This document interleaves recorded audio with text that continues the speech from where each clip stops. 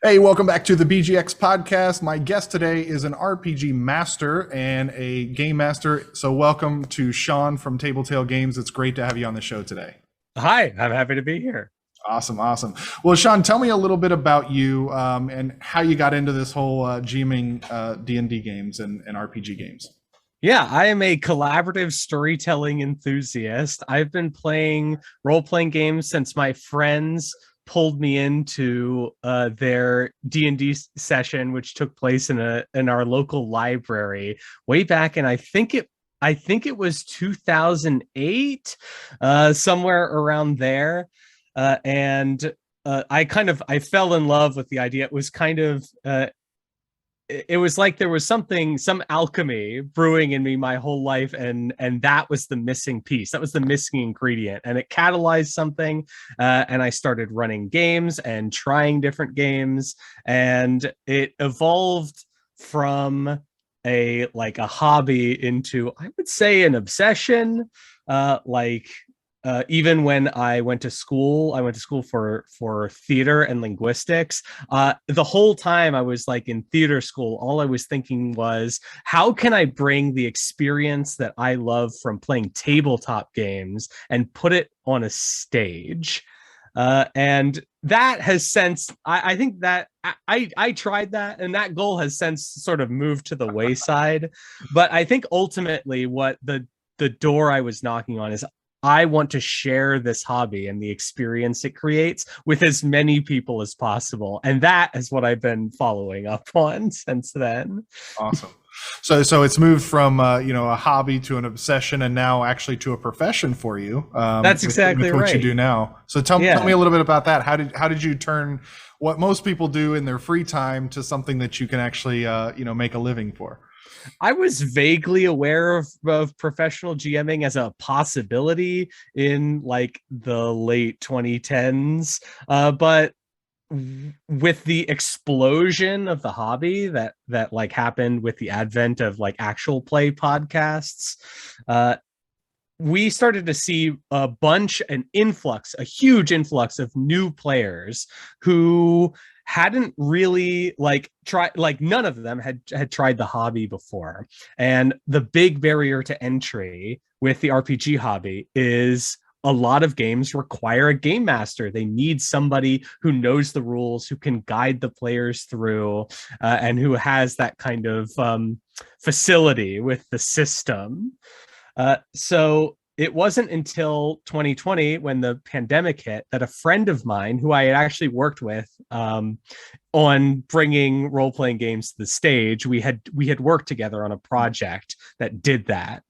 Uh, he started to like make money after the pandemic started. He started opening up seats at tables for the role playing games he was running, and they were filling up consistently. And so he reached out to me and said, "Hey, this is really working out. I have more demand than I can fill. You should join up with me and my like other friend who are doing this, and you should start running tables." So that's exactly what I did. It turned out to be very popular.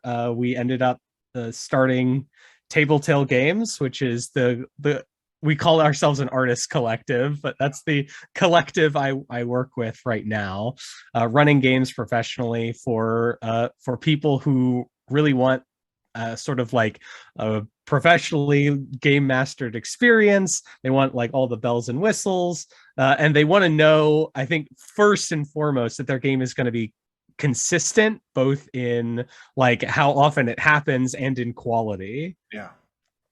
Well, that's incredible, and something you mentioned, which is new people coming into the hobby. As I told you offline, I've never played an RPG before. I'm desperate to get into one, but what advice do you have for people who aren't involved in the hobby and maybe are intimidated by giving it a try for the first time, or don't have a good group that they can do it with? I mean, what should those people really be doing to get into the hobby? That's such a great question, because right now that is like the crux of the problem I'm trying to solve in the hobby. And my answer in short is, run the game. It's not that hard. Like, I started a TikTok 4 months ago because I get frustrated sometimes by how the hobby could be growing more, but the reason it doesn't is because there's a lot of this mystifying talk about what it means to be a game master and what it is, and how hard it is, and how much work it is, and how many rules you have to know. But none of that is really true. Like, it's not that hard. So I made a TikTok with the purpose, like my mission statement is to demystify the act of being a game master, because the more people get behind the screen and start running games, the more games, the more tables there will be to play at. And as more people try it, we'll have more people bringing more people into the hobby.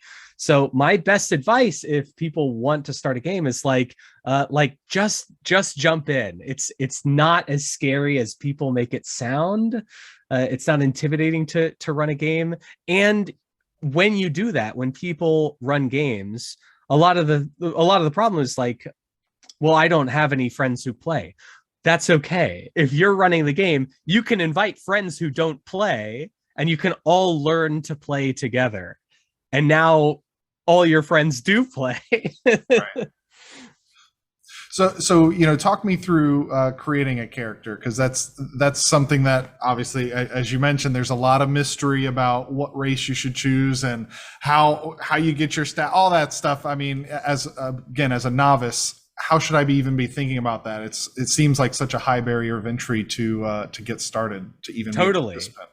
And it is because a lot of times people's first entry into the hobby is Dungeons and Dragons 5th edition, because that's the game that's in the zeitgeist. That's the one that's exploded right now. And 5th edition in particular does kind of expect a lot out of you when you're first creating a character. It kind of expects you to know what all these things mean. And it has all these stats and abilities, and what all those stats and abilities imply or represent are rules which are scattered all over the player's handbook, which is like a 300-page book. I'm gesturing to it because it's on my shelf back there. So that's another barrier to entry, because people feel like they need to, like, players need to feel like they need to know all the rules. And if there's nobody at the table who knows any of the rules, then it's going to be like, people feel like it's going to be difficult to make their first character, which is my other soapbox, which is D&D should not be your first RPG. There's like a grand diversity. There are actual thousands of role-playing games out there, and I regret sometimes that it was D&D that really hit it big and struck up, and is the one that everybody sees as the gateway. Because I used to work at a board game store, and we talk about gateway games all the time. We talk about the games that are going to get people into the hobby, and those games are always, they're like low complexity. They're simple, elegant designs that are going to introduce you to the basic concepts. But I would not consider D&D at a low complexity. I would say it's like kind of at a 6 out of 10 on the complexity scale. That said, for D&D, there are so many resources because the game's so big, including like pre-generated characters, and there are probably 10,000 like tutorials out there on how to build a character. Plus, every virtual tabletop under the sun, D&D Beyond, Roll20, Foundry, Shard, like every virtual tabletop is going to have some automated way, some where computers doing all the math for you, and it's just kind of prompting you to make choices. So I think kind of the digital tools are a really good resource. Like online tutorials and the vast number of resources. And my personal soapbox is start with a simpler game. I really like games like Right now, I've been on Quest. There's a game called Quest, Okay. which I think is like such a better kind of onboarding tool for D&D, and it'll look very familiar to D&D players. And there's also kind of like very minimalist old school games, things like Knave and Cairn, which come from uh, which come out of a school. I'm rambling. I No, could no, literally talk about this forever. no. Like That's the next question I was going to ask is where should a novice start to get into TTRPGs if they're not going to go the D&D route because they don't know anybody who already plays who they can just kind of tag along with. You know, where should a new group of like, okay, let's try this RPG thing out. We like board games, so let's go try that out. Where should somebody like that get started? And you know, do they need a game master right off, or should they just do it on their own? Or, you know, yeah, I love that question. I love the question, especially, do they need a game master? Because it's great. The answer is no. The trend in RPG design right now, I think that the cutting edge is GM-less games, games that don't require a GM, and that's not new. In fact, the second RPG I ever played was a game called Fiasco, which is a GM-less game, which is just about like building a really fraught web of relationships between the characters, and then playing a one shot with those characters where you like intentionally run them into the ground. So it's been described as like writing a Coen Brothers movie, like Fargo or Blood Simple, as an RPG. And Fiasco like cracked my brain open when I first played it. I was like, this is what games can be. And that was what really set me off on the journey.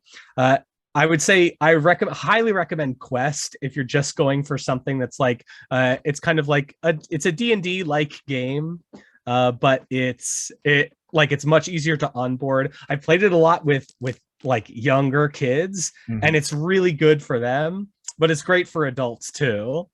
And then I also recommend, there is another RPG movement that started actually around the time I was starting. It was starting to get rolling. There was a game called Apocalypse World that came out. And Apocalypse World had a different sort of philosophy from other RPGs, which were mostly based on like kind of resolving tasks. Every role you were doing was like, well, do you accomplish this task? Do you succeed at it? But Apocalypse World came out, and it was something that called itself Fiction First.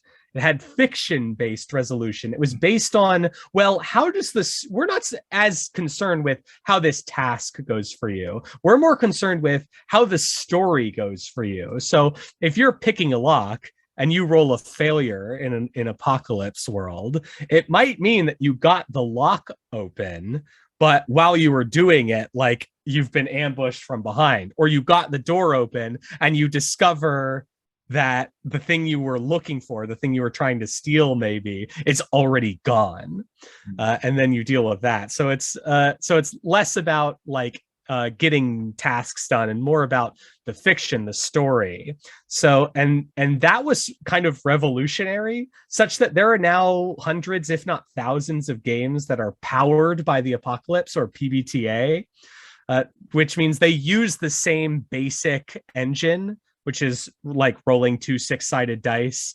and seeing if you got a failure, a partial success, or a full success.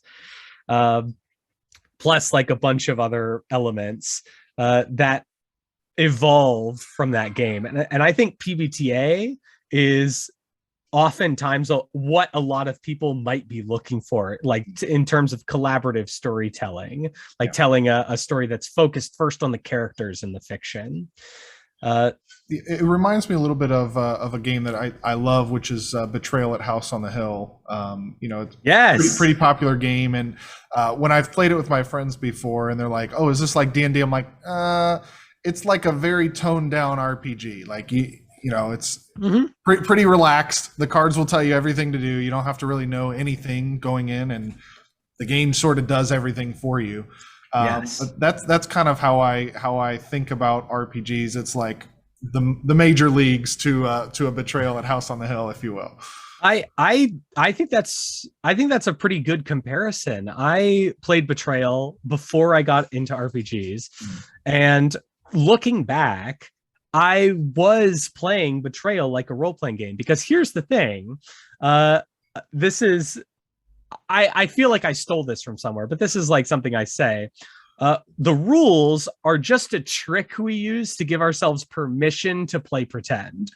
Hmm. And you can turn any board game into a role playing game if you just role play. Yeah. So before I played D&D, I was playing Betrayal like a role playing game. Like when I played the old professor, like I would be like, no, I'm not going to, I'm too old for that. I'm not going into that bloody room. Thank you. Like I would get into it. And it Yeah. reminds me, I played a game, I think it's called Zombies. And midway through, I realized I wasn't a big fan of the game. So to improve the experience for myself, I started playing as a character who had a goal. And that goal was the seemingly impossible win condition in that game of like killing 20 zombies. Much easier to just escape, like find the helicopter and escape. Yeah. But I was like, this is I decided I was this character like, this is my town and I'm not letting it get overtaken by zombies. I'm not running, no way, no how.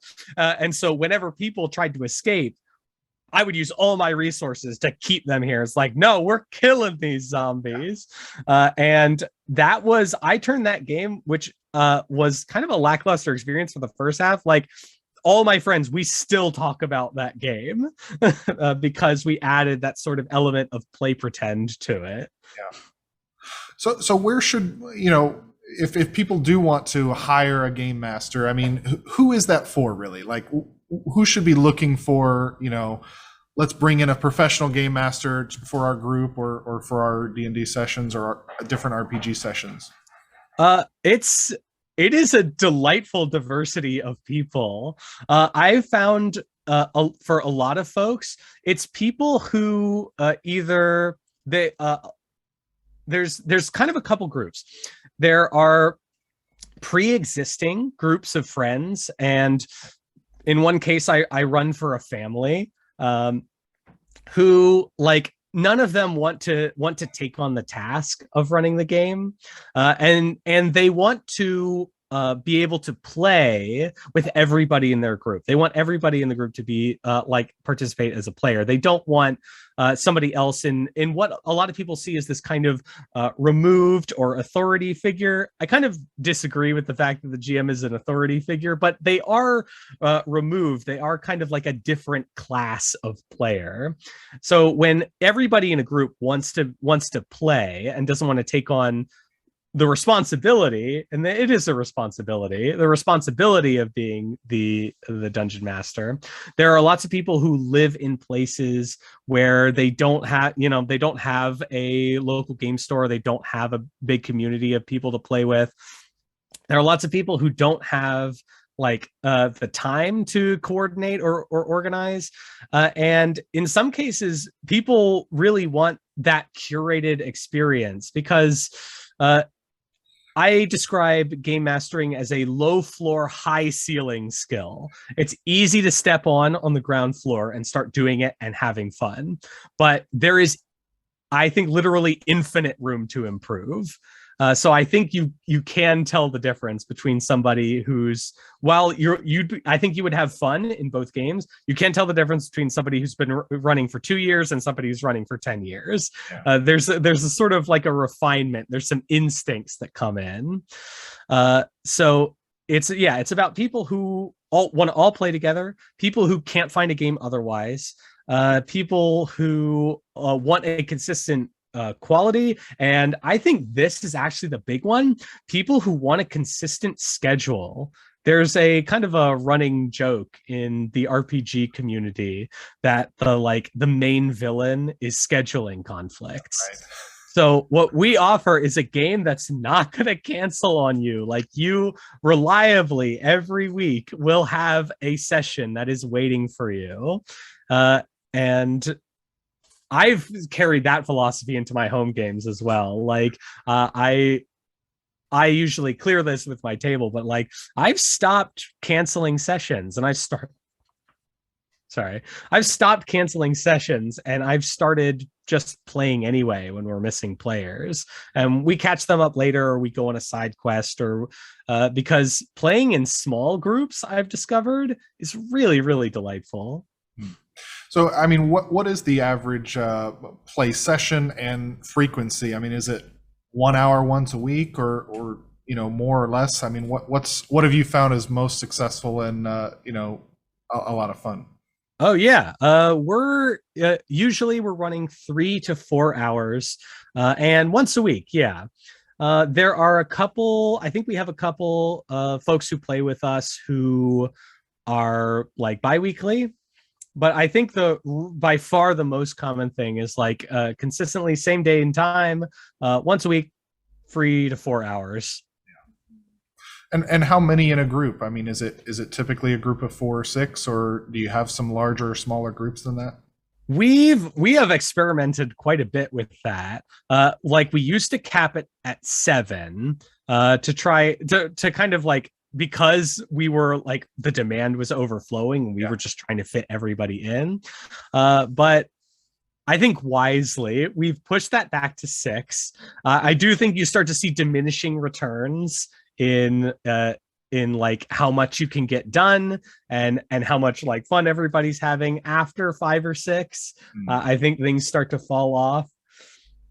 So the ideal number, I think, this is pure opinion, the ideal number of players is 4. But like I think 5 and 6 perfectly serviceable, although that does depend on the system. It's a lot like board games. Board games will have player counts. They'll very explicitly tell you, like, this is designed for 3 to 5 players. The game breaks if you don't have that number of players. And I think a lot of RPGs would benefit from mentioning something like that. And a lot of them do, but for some reason, it's seen as a really loose thing in RPGs, where in board games, like if a game says 3 to 5 players, if you're playing with 6, you have to buy an expansion. Yeah. But in RPGs, it's like, yeah, I see people cramming 9 players at a table, and I'm like, your system is literally not designed to run at that number of players. Right. I mean, do you think there's a market there for a party game of RPGs where you can play with 12 or 15 people in an RPG format? Yes, and it is called LARP. Oh, okay. Well, there you go. Absolutely, there is. There absolutely is. And that's I think where the overlap between LARP and RPG comes into the picture. And it's one of the things that those GM-less games I was talking about are uniquely equipped to handle. If your game doesn't require a GM and you've got 12 people over playing in the party, you can literally split the party. You don't need a second GM. 4 people can be like, oh, well, I want to explore the old monastery. And the 5 others can be like, well, we're going to go to this cave behind the waterfall. And you can both be like, okay, cool. Let's go. Let's meet back up at 3 and talk about what we found. All right. And I've actually, that's something like I really want to experiment with. I've got the game right here. With Wanderhome, which is one of my favorites. It's a pretty new game, just came out like last year, I think. And it's diceless. It doesn't use dice. It's GM-less, or it's GM agnostic. You can play with or without a game master. And it is completely devoid of like combat and violence. It is just a story about travel, about healing, about recovery, and about like kindness and compassion. And you play as like Redwall style animal folk traveling. It's been compared to like Studio Ghibli meets Redwall, except the war for Redwall or a Studio Ghibli movie already happened it happened and now it's over. And now we're dealing with the aftermath. And it's just a really great game. It's kind of like how you were describing Betrayal at House on the Hill. The cards will tell you what to do. Like the game gives you all the ingredients you need to make a session, and it really does not require a game master. The game really does like write itself. It's magic. Every time I play it, I'm stunned by how good it is. That's awesome. That's awesome. What do you recommend for people if they're interested in hiring a game master? If they want to, take their game sessions to the next level. How can they get a hold of you, or how can they find a game master for themselves? Yeah, for sure. So the group I work with is called Tabletale Games. You can find us at tabletalegames.com. And I'm on social media, and I love to like answer questions and help people find games and like give recommendations or advice if they're trying to get into game mastering. And I'm at Scene4. That's SCENE_FOUR on both Twitter and TikTok. And then on Tabletale Games, it's me and a bunch of my colleagues. We all work together.